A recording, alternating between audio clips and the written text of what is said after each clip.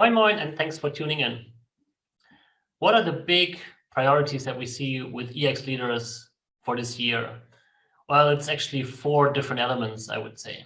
The first is employee experience leaders still try to achieve a change in perspective, a real employee experience centric perspective of the organization. So it's not we do something for our employees or to our employees, but we do it with them. We ask them, we involve them when we create solutions.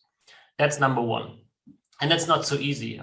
Typically, we are still at a point where priorities are defined top-down, where ongoing initiatives are defined by an HR leadership team, for example, or other external factors that are not really driven by the employees.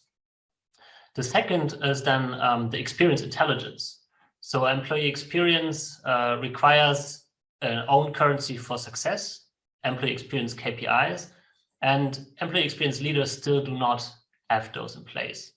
So that's the second one, and that will really also help overcome the one that I mentioned before, this change in perspective, because if you have data, it's much more easy to convince maybe the best paid opinion in the room that there are other views outside there. So it's much more easy if you have the data at hand to show what is not working well at the moment and what has high impact on, if you improve that, the overall employee experience will increase as well tremendously. That will help you a lot in overcoming that.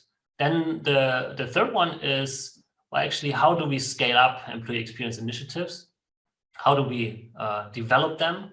And here the clear perspective is that you should already think big, but start small and iterate while you're scaling it up. So find yourself a small people issue, ideally, of a real business owner, prove that improvement with data, and that will help you to scale up the experiences centric approach in your organization, because that will help you to secure backing by executives and budgets. And then finally, well, it all does not really fly if you have not a strong employee experience vision, a broad employee experience vision.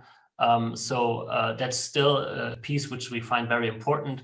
Very few organizations really make that explicit. We have seen some, however, that really have promised to the employees, even to the investors, that, for example, they're becoming among the top employers, the 5% top employers by real data, for example. That's a very strong vision, even communicated at an investor conference. So these kind of commitments we tend to see, and we expect to see much more in the future.